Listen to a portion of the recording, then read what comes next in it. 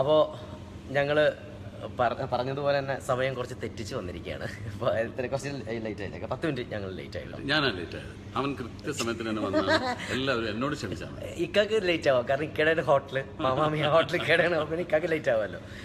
അപ്പോൾ ഞങ്ങളുടെ ലേറ്റസ്റ്റ് അവർ അതാ തീർച്ചയായിട്ടും അത് എല്ലാ അർത്ഥത്തിലും കറക്റ്റ് തന്നെയാണ്. ലേറ്റസ്റ്റ് ആയിട്ട് തന്നെയാണ് ഫുക്രിയിൽ ഇക്കടെ അപ്പിയറൻസും കാര്യങ്ങളും പെർഫോമൻസും എല്ലാം ആ സിനിമ കാണുമ്പോൾ നിങ്ങൾക്ക് മനസ്സിലാവും. ഇപ്പോൾ നമ്മളിവിടെ ഇന്നിവിടെ വന്നിട്ടുള്ള എന്താണെന്ന് വെച്ചിട്ടുണ്ടെങ്കിൽ എന്താ പറയുക, ഫുക്രിയുടെ അടുത്ത ഗംഭീരമായിട്ടൊരു സോങ് ഉണ്ട്. ഒരു കവാലി ടൈപ്പ് സോങ് ആണ് അല്ലേ. ഭയങ്കര രസമുള്ളൊരു സോങ് ആണ് കേട്ടോ. ഒരു കുടുംബ ഒരു സോങ് ആണ്. അതിൻ്റെ ഒരു ലോഞ്ചിന് വേണ്ടിയിട്ടാണ് ആക്ച്വലി ഞാൻ കേട്ട് വന്നിട്ടുള്ളത്. ഇക്കൊക്കെ ആദ്യം ഈ സോങ്ങിനെ കുറിച്ച് എന്താ പറയാനുള്ളത്? അതാണ് ഈ സോങ്ങിനെ പറ്റി പറയുന്നതിന് മുമ്പ് ഞാൻ ജസ്റ്റ് അതിൻ്റെ മ്യൂസിക് ഡയറക്ടർ ഒന്ന് കാണിക്കാം. നിങ്ങൾക്ക് ആർക്കും പരിചയമുള്ള ഒരാളല്ല. ഇതാണ് ഐറ്റം കേട്ടോ. പക്ഷേ ഈ ഒരു കാര്യം ഞാൻ പറയാം, ഇദ്ദേഹത്തിൻ്റെ എന്താ പറയുക, തൊണ്ടയിൽ നിന്നാണ് ഈ ശബ്ദം വന്നിട്ടുള്ളതെന്ന് വിശ്വസിക്കാൻ വളരെയധികം ബുദ്ധിമുട്ടുണ്ട്. ഇദ്ദേഹമാണ് ഈ പാട്ട് പാടിയിട്ടുള്ളത്. ഈ പാട്ട് പാടിക്കഴിഞ്ഞപ്പോൾ നമ്മൾ ഓഫ്കോഴ്സ് പ്രൊഫഷണൽ ആയിട്ടുള്ള ഒരു സിംഗറെ നമ്മൾ വെക്കാം എന്നുള്ള രീതിയിലൊക്കെയാണ് പ്ലാൻ ചെയ്തത്. പക്ഷേ അദ്ദേഹം വന്ന് പാടിയിട്ട് പോലും ഈ പാട്ട് ശരിയായില്ല എന്നുള്ളതാണ്. അതെന്തുകൊണ്ടാണ്? നിങ്ങൾ മനഃപൂർവ്വം എന്തെങ്കിലുമൊക്കെ ആയിട്ട് നിങ്ങൾക്ക് പാടാൻ വേണ്ടി നിങ്ങൾ മനഃപൂർവ്വം ഭാരപ്പെടുന്നതല്ലേ? അല്ലല്ല, ശരിക്കും പറഞ്ഞാൽ വേറെ ഒരു സിംഗറിന് വേണ്ടി വെച്ചിരുന്ന പാട്ടാണത്. അദ്ദേഹം ഒന്ന് ട്രൈ ചെയ്ത് നോക്കിയിട്ടുണ്ടായിരുന്നു. അപ്പോൾ പാടി ഫുൾ സോങ് സിദ്ദിഖ് സാറിനെ കേൾപ്പിച്ചതാണ്. അപ്പോൾ സിദ്ദിഖ് സാർ തന്നെയാണ് പറഞ്ഞത്, പാട്ട് കേട്ടിട്ട് പറഞ്ഞു ഇനി ഇത് വിശ്വൻ തന്നെ പാടിയാൽ മതി എന്നൊരു വലിയ ഭാഗ്യമായിട്ട് എനിക്ക് കമ്പോസിങ് മാത്രമല്ല പാടാനും കഴിഞ്ഞതിൽ വലിയൊരു സന്തോഷമുണ്ട്. പുള്ളി തന്നെ മ്യൂസിക് ഡയറക്ടർ. ഒരു ഗംഭീര സോങ്ങാണ് അത്. ഗംഭീര സോങ്ങാണ്. പുള്ളിനെ ഇരുത്തിക്കൊണ്ട് സൂചിപ്പിക്കുന്നതെന്നല്ല, അത് കേട്ട് കഴിയുമ്പോൾ മനസ്സിലാവും. ഇപ്പം തന്നെ സോങ് പുറത്ത് വരും. ഈ സോങ് കമ്പോസ് ചെയ്തത് വിശ്വജിത്താണ്. അപ്പോൾ ഈ സോങ്ങിൻ്റെ ഒരു പ്രത്യേകത എന്ന് പറയുന്നത്, ഇത് ഷൂട്ട് ചെയ്യുന്ന സമയത്ത് ജയസൂര്യ പാടുന്നുണ്ട്, ലാലും ഈ പാട്ട് പാടുന്നുണ്ട്. 2 കാലഘട്ടത്തിൽ ആളുകൾ ഈ പാട്ട് പാടുന്നതായിട്ട് കാണിക്കുന്നുണ്ട്. ഈ 2 പേരും ഈ ഷൂട്ട് ചെയ്യുന്ന സമയത്ത് ഈ പാട്ട് പാടാൻ കിടന്നിട്ട് മുട്ടയിട്ടു എന്ന് പറയും. എന്താണെന്ന് വെച്ചാൽ ഇത് എവിടെ തുടങ്ങും? ഇതൊരു ഹൈ പിച്ചിൽ പോകുന്നത് മാത്രമല്ല, ഹൈ പിച്ചിൽ പോവുക പൊതുവെ സിംഗേഴ്സിന് ബുദ്ധിമുട്ടുള്ള കാര്യമാണ്. ഇപ്പോൾ വിശ്വസിച്ചത് കമ്പോസ് ചെയ്ത് കഴിഞ്ഞതിന് ശേഷം മറ്റൊരു സിംഗറെ കൊണ്ട് പാടിക്കാത്തോ അല്ല മറ്റൊരു സിംഗർ ഒന്ന് പാടിയിട്ട് ശരിയാകാത്തോ, വിശ്വജിത്ത് പാടിയത് അത്രയും ഒരു ഇമ്പാക്റ്റ് ഉണ്ടായിരുന്നുകൊണ്ടാണ്. അപ്പോൾ അതുകൊണ്ട് സിദ്ദിഖും പറഞ്ഞു നമുക്ക് വിശ്വജിത്ത് പാടിയത് തന്നെ ഓക്കെ വെച്ചാൽ മതി എന്ന് പറഞ്ഞിട്ട് അങ്ങനെ വെക്കുകയായിരുന്നു. പല സ്ഥലത്തും ഈ പാട്ട് എവിടെ തുടങ്ങും, ഇതിൻ്റെ ഒരു പ്രത്യേക രീതി. ഈ പാട്ട് കേൾക്കുമ്പോൾ നിങ്ങൾക്കും അത് മനസ്സിലാവും. അത് തുടങ്ങുന്ന സ്ഥലത്തൊന്നും അല്ല ഇത് തുടങ്ങാൻ. ഇതിൻ്റെ ഒരു ആദ്യത്തെ ലൈൻ തുടങ്ങുന്നത് തന്നെ ഇത് എവിടെ തുടങ്ങും ഒരു പിടി കിട്ടണില്ല എന്നൊക്കെ പറഞ്ഞിട്ട് ജയസൂര്യ വരുമായിരുന്നു. ലാലുവിനെ എൻ്റെ ഒരു ഡാൻസ് സ്റ്റെപ്പൊക്കെ ചെയ്യുന്നുണ്ട് ആ സമയത്ത്. അപ്പോൾ എൻ്റെ അടുത്ത് വന്നിട്ട് പറഞ്ഞിങ്ങനെ ഡാൻസിൻ്റെ സ്റ്റെപ്പും ലിറിക്സും കൂടെ വരുമ്പോൾ വല്ലാണ്ട് ഇത് എവിടെ ഒരു പിടി കിട്ടണില്ല. വല്ലാത്തൊരു കമ്പോസിഷൻ തന്നെയാണ് ഈ പാട്ടിൻ്റെ പ്രത്യേകത നിങ്ങൾക്ക് കേട്ട് കഴിയുമ്പോൾ മനസ്സിലാവും. ഇപ്പം ഞങ്ങൾ ഈ പടത്തിൽ അഭിനയിച്ചതുകൊണ്ട് ഈ പാട്ട് ഒരുപാട് പ്രാവശ്യം കേട്ടതുകൊണ്ടും കൂടി ആയിരിക്കും ഇങ്ങനെ പറയുന്നത്. ചിലപ്പോൾ ഇത് കേൾക്കുമ്പോൾ നിങ്ങൾക്ക് തോന്നും ഇയാൾ ഈ പാട്ടിനെ പറ്റിയാണ് ഇത്ര പറഞ്ഞതെന്നൊക്കെ തോന്നും. പക്ഷേ വീണ്ടും വീണ്ടും വീണ്ടും കേട്ട് നോക്കും, അപ്പോൾ മനസ്സിലാവും ഈ പാട്ടിൻ്റെ ഒരു എക്സ്ക്ലൂസിവിറ്റി, ഇതിൻ്റെ ഒരു പ്രത്യേകത നിങ്ങൾക്ക് മനസ്സിലാവും. ഭയങ്കര രസമുള്ള സോങ്ങാണ്. എന്താ പറയുക, ഞാനും എനിക്ക് ഇങ്ങനൊരു സോങ്ങിൽ ഞാൻ ഇതിനു മുമ്പ് അഭിനയിച്ചിട്ടില്ല. എൻ്റെ ഫേവറേറ്റ് സോങ്ങാണ്. ഇങ്ങനെ സോങ് കേട്ടിട്ടുണ്ടാവില്ല അവർ. ഇപ്പൊ കവാലിയുണ്ട്, പല രീതിയിലുള്ള പാട്ടുകൾ കേട്ടിട്ടുണ്ടെങ്കിലും ഇതിന്റെ ഒരു കമ്പോസിഷൻ അത്ര പ്രത്യേകത ഉള്ളത് തന്നെയാണ്. വിശ്വജിത്തിന് എനിക്ക് വളരെ മുമ്പേ അറിയാം. ഈ ചില ജിംഗിൾസ് ഒക്കെ കമ്പോസ് ചെയ്യുമ്പോൾ തന്നെ വിശ്വജിത്തിന്റെ ഒരു പ്രത്യേകത നമുക്ക് തോന്നിയിട്ടുണ്ട്. ഞാൻ എന്നിട്ട് വിശ്വജിത്തിനെ വിളിച്ച് സംസാരിച്ചിട്ടൊക്കെ ഉണ്ട്. ഈ പാട്ട് ഒരു ഫുൾ പാട്ടായിട്ട് കമ്പോസ് ചെയ്ത് അത് പാടി കേട്ട് കഴിഞ്ഞപ്പോൾ ഒരു ക്രിയേറ്റർ തന്നെ പാടുമ്പോൾ നമുക്ക് എന്താ പറയുക, സിംഹത്തിന് അതിന്റെ ഗുഹയിൽ ചെന്ന് കാണണമെന്ന് പറയില്ലേ, എന്നതുപോലെയാണ് അത്. നമ്മൾ ആ ഒറിജിനൽ ഫീലോട് കൂടി തന്നെ നമുക്ക് പാട്ട് കേൾക്കാനുള്ള ഭാഗ്യം ഉണ്ടായത് വിശ്വജിത്ത് പാടിയതുകൊണ്ടാണ്. വിശ്വജിത്ത്, ഞങ്ങൾ പാടി കഴിഞ്ഞപ്പോഴത്തേക്കും സംഭവം ശരി, നിങ്ങൾ ഗംഭീരമായിട്ടൊക്കെ പാടിയിട്ടുണ്ട്. പക്ഷേ ഞങ്ങൾ പാടി കഴിഞ്ഞപ്പോഴത്തേക്കും ഒരു മ്യൂസിക് ഡയറക്ടർ എന്നുള്ള നിലയ്ക്ക് സൂചിപ്പിക്കാതെ പറയണേ, അതായത് ഞാനും ലാലേട്ടനൊക്കെയാണ് അഭിനയിച്ചത്. അതിൻ്റെ ഒരു പൂർണ്ണമായിട്ടുള്ള ഔട്ട് ഇങ്ങനെ തന്നെ ആയിരിക്കണം. ഒരു മ്യൂസിക് ഡയറക്ടർ ഈ പാട്ട് ദൈവമേ വിഷ്വലിലാണെങ്കിലും അഭിനയിക്കുന്നതിലാണെങ്കിലും ഇത്ര ഗംഭീരമായിട്ട് വരണം എന്നൊരാഗ്രഹം ഉണ്ടാവും. അതുപോലെ തന്നെ ഫീല് വന്നിരുന്നോ? ഓ, തീർച്ചയായിട്ടും വന്നിട്ടുണ്ടായിരുന്നു. ഞാൻ ഷൂട്ടിങ് കാണാൻ തന്നെ വന്നിട്ടുണ്ടായിരുന്നു. ഇത് എങ്ങനെയാണ് ചെയ്യുന്നതെന്നും അതൊന്ന് കണ്ട് മനസ്സിലാക്കാൻ വേണ്ടിയിട്ട് വന്നിട്ടുണ്ടായിരുന്നു. ഞാൻ അഭിനയിച്ച സമയത്ത് വന്നു നിങ്ങൾ? അല്ല, സിദ്ദിഖ് സാർക്ക് ബംഗ്ലാവിലുണ്ടായിരുന്നു. അത് കുറച്ചു നേരം ഉണ്ടായിരുന്നുള്ളൂ. മറ്റേ പഴയ വീട്ടിലെ ഫുൾ ടൈം.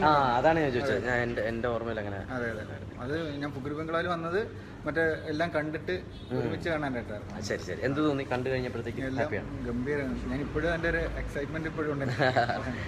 ഇനിയിപ്പോൾ ജനങ്ങളാണ് തീർച്ചയായിട്ടും തീരുമാനിക്കേണ്ടത്. പിന്നെ പടം നമ്മുടെ ഫെബ്രുവരി 3 റിലീസാവുകയാണ്. വലിയൊരു ഭാഗ്യം ഉണ്ടായിരുന്നു കേട്ടോ. കാരണം അതൊക്കെ വളരെ അപൂർവമായിട്ട് കിട്ടുന്നതാണ്. നമ്മുടെ ഗോഡ് ഫാദറിൻ്റെ എന്താ പറയുക 25 വർഷം ആഘോഷം നമുക്ക് അവിടെ വെച്ച് ആഘോഷിക്കാൻ പറ്റി. അന്ന് ഒന്ന് ആലോചിക്കുക, സിദ്ദിഖ്, പിന്നെ ലാലേട്ടൻ, ഈ സിദ്ദിഖ്, അങ്ങനെ എല്ലാവരും ഉണ്ടായിരുന്നു എന്നുള്ളത് തന്നെയാണ്. അപ്പോൾ എന്താ പറയുക, വളരെ സീനിയറായിട്ടുള്ള ഇവരുടെയൊക്കെ കൂടെ അഭിനയിക്കാൻ പറ്റുക എന്നുള്ളത് തന്നെയാണ് എൻ്റെ ഏറ്റവും വലിയൊരു ഭാഗ്യം എന്ന് പറയുന്നത്. സിദ്ദിഖ് എന്നെ ഇരുത്തിക്കൊണ്ട് പറയുന്ന ഒരു കാര്യമല്ല. കാരണം ഒരു കഥാപാത്രത്തിന് വേണ്ടി ഏതറ്റം വരെ പോകുന്ന ഒരു വ്യക്തിയാണ് സിദ്ദിഖ്. ഞാൻ പണ്ടത്തെ ഇൻ്റർവ്യൂവിലൊക്കെ ഞാൻ പറഞ്ഞിട്ടുണ്ട്, എനിക്ക് സിദ്ദിഖിനെ പോലത്തെ ഒരു ആക്ടർ ആവണം എന്നാണ് എൻ്റെ ആഗ്രഹം എന്ന് ഞാൻ തന്നെ പറഞ്ഞിട്ടുണ്ട്. പക്ഷെ പിന്നെ അവൻ അവിടെ നിന്നൊക്കെ പോയി. അല്ലെങ്കിൽ ഞാൻ എപ്പോഴും ഇക്കടുത്ത് ചോദിച്ചിട്ടുള്ളതാണ്, പക്ഷെ ഓഡിയൻസിന് അറിയാൻ വേണ്ടിയിട്ട് ഞാൻ ഇക്കടുത്ത് ചോദിക്കുകയാണ്. നമ്മൾ സത്യം പറഞ്ഞാൽ ഇങ്ങനൊരു ചാറ്റ് ആദ്യമായിട്ടല്ലേ. ഇക എന്താണ് ഒരു കഥാപാത്രം കിട്ടുമ്പോഴത്തേക്കും അതിൻ്റെ രൂപഭാവങ്ങൾ എന്ന് പറഞ്ഞാൽ ഇത്രയധികം രൂപവ്യത്യാസങ്ങൾ അല്ലാതെ വേറൊരു ആക്ടർ വന്നിട്ടില്ല എന്ന് തോന്നിയിട്ടുണ്ട്. എന്തുകൊണ്ടാണ്? എങ്ങനെ അത് പറ്റുന്നു എന്നുള്ളതാണ് ഒരു ഇത് പറയുമ്പോൾ ഡയറക്ടർ സജസ്റ്റ് ചെയ്യുന്നതാണോ, ഇക്കടെ മനസ്സിൽ തോന്നുന്ന രൂപമാണോ, എങ്ങനെയാണത്? അത് സത്യം പറഞ്ഞാൽ ഒരു ആക്ടറുടെ ലിമിറ്റേഷനാണ്.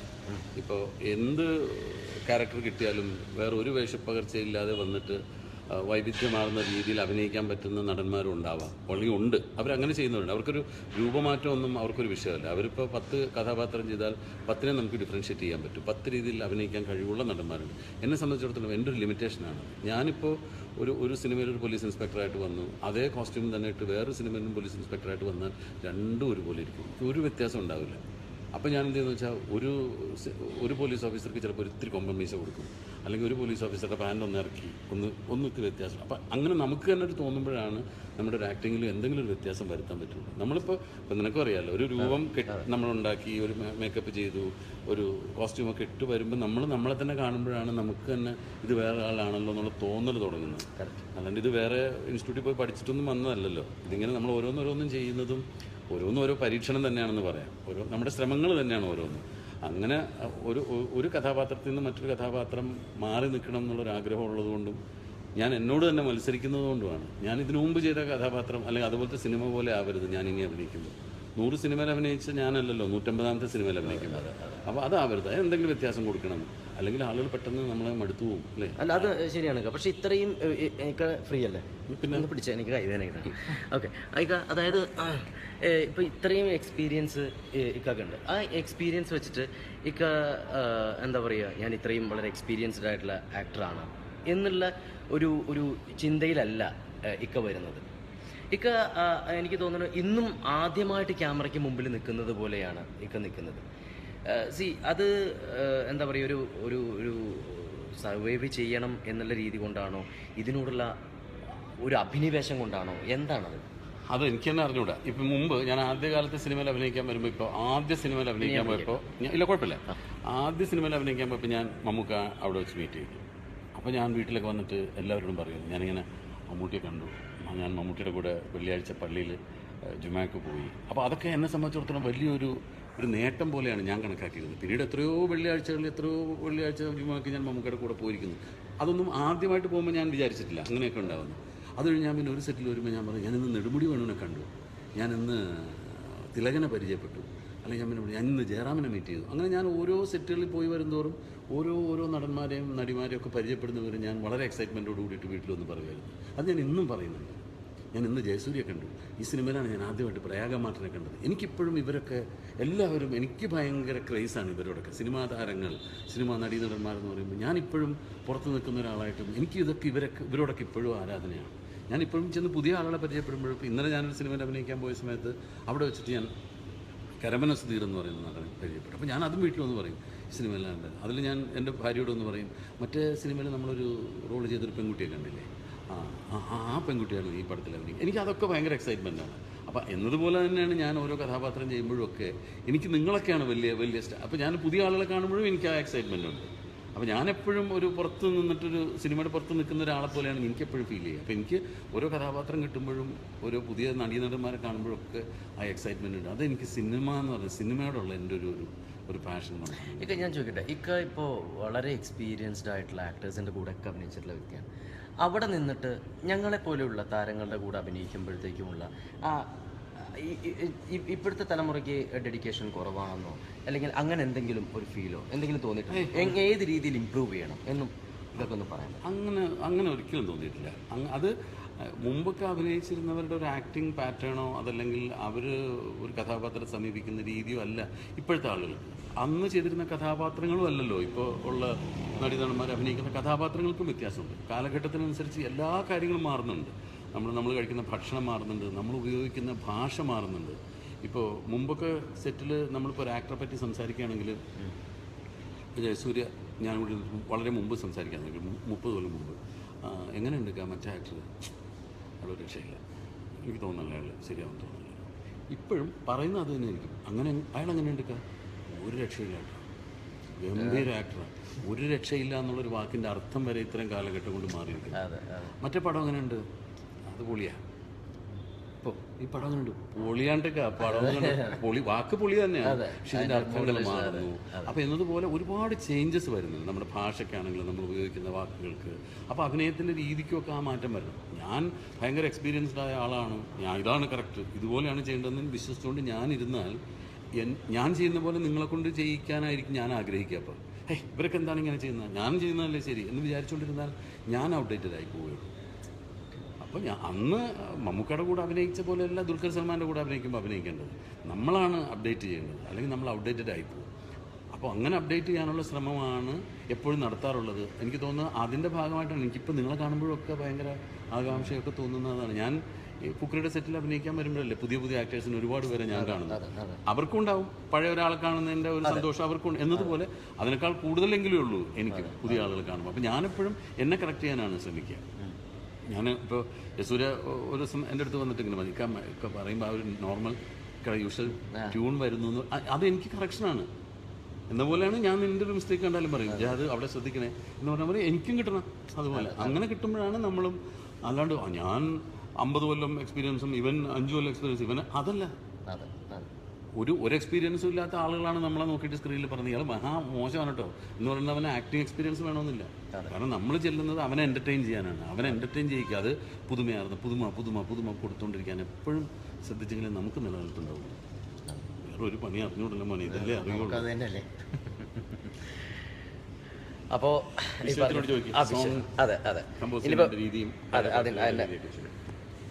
വിശ്വജിത്ത് എന്താണ് ഈ ഒരു ഇതിലേക്ക് എങ്ങനെയാണ് ഫുക്രിയിലേക്ക് എങ്ങനെയാണ് എത്തപ്പെട്ടത്? ഫുക്രിയിലേക്ക് ഞാൻ ഒരു അപ്രതീക്ഷിതമായി വന്നാണ് ഫുക്രിയിലേക്ക്. ആ സുദീപ് എന്ന് പറയുന്ന സാറായിരുന്നു ചെയ്തിരുന്ന പാട്ട് വെച്ചാൽ അദ്ദേഹത്തിന്. അപ്പം ഒരിക്കൽ സാറിൻ്റെ ഒരു സൂഫി സോങ് കേൾക്കുണ്ടായി. ഇതാണ് കേട്ടോ ഫുക്രിയുടെ മ്യൂസിക് ഡയറക്ടർ. സാറ് സൂഫി സോങ് കേൾക്ക് ഒരു ഓണത്തിന് സാർ എന്നെ വിളിക്കുകയും ചെയ്തു. ആ ഓണത്തിൻ്റെ പിറ്റേ ദിവസം അങ്ങനെ വിളിച്ച് ഞാൻ ചെന്നപ്പോഴാണ് അങ്ങനെയാണ് അപ്രതീക്ഷിതമായിട്ടാണ് ഇതിന് കിട്ടിയത്. വളരെ വലിയൊരു ഭാഗ്യമായിട്ടാണ് കാണുന്നത്. തീർച്ചയായിട്ടും എനിക്ക് തോന്നുന്നു ഇനി ഭാവിയിൽ കുറേ നല്ല സംഗീത സംവിധാനം എനിക്ക് തോന്നുന്നു വിശ്വജിത്തിലൂടെ, അതുപോലെ തന്നെ ഈ ശബ്ദത്തിലൂടെ വിശ്വജിത്തിന് നമ്മളെ ത്രസിപ്പിക്കാനും ത്രില്ലടിപ്പിക്കാനും എല്ലാം പറ്റും തന്നെയാണ് എനിക്ക് തോന്നുന്നത്. വിശ്വജിത്ത് നമ്മുടെ ഈ പാട്ട് ഒരു 2 വരി ഞങ്ങൾക്ക് വേണ്ടിയിട്ട് നമ്മുടെ പ്രേക്ഷകർക്ക് വേണ്ടി പാടി. തൂവി തൂവി തൂവി നെഞ്ചിൽ ഹിമഗണമായ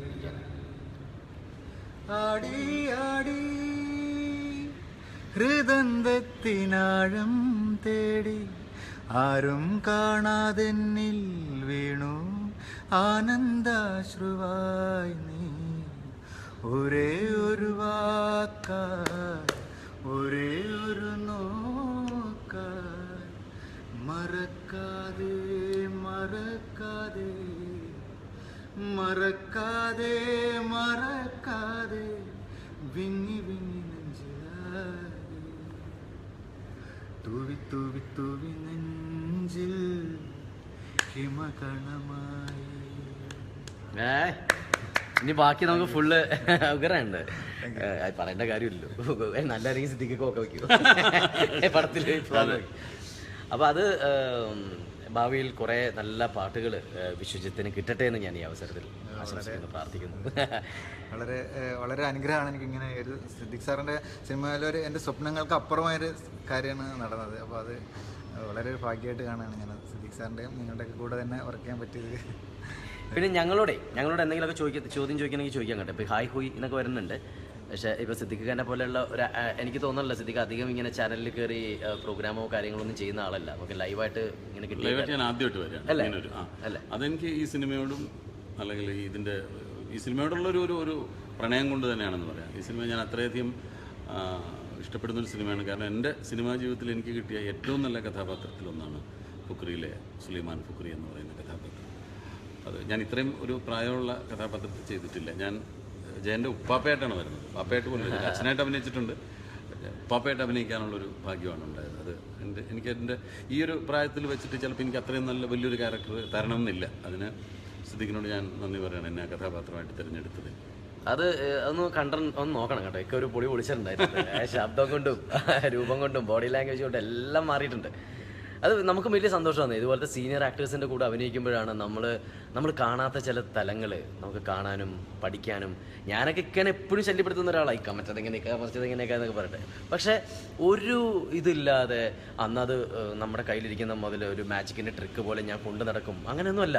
ഇക്കെല്ലാം വളരെ ഓപ്പണായിട്ട് ഷെയർ ചെയ്യുന്ന ഒരു ആക്ടറും കൂടിയാണ്. അപ്പോൾ അതെനിക്കും ഭയങ്കര സന്തോഷം നിൽക്കടെ കൂടെ വർക്ക് ചെയ്യാൻ പറ്റിയതിൽ. അപ്പോൾ ആളുകളെ ഇങ്ങനെ പടം സൂപ്പർ ഹിറ്റ് ആവട്ടെ, ദൈവമേ കരുനാക്കാവട്ടെ. പിന്നെ സിദ്ദിഖ സൂപ്പറാട്ടാന്ന് സിദ്ദിഖയുടെ മോൻ തന്നെയാണ് അയച്ചേക്കണേ.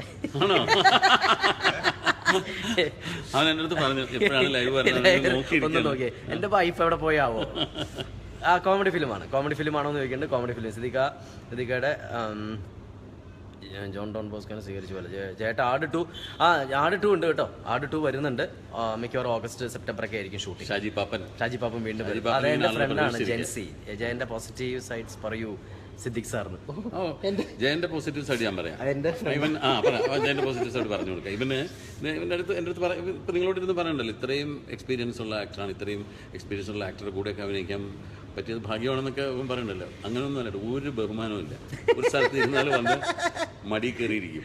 നമ്മൾ ഭക്ഷണം കഴിക്കണ ഭക്ഷണത്തിൽ നിന്ന് കൈയിട്ട് വാരിയെടുത്ത് കഴിക്കും. അങ്ങനെയൊക്കെ ചെയ്യുന്ന ഒരു നമ്മളോട് ഭയങ്കര ഡിസ്റെസ്പെക്റ്റായിട്ട് പെരുമാറുന്ന ഒരാളാണ്.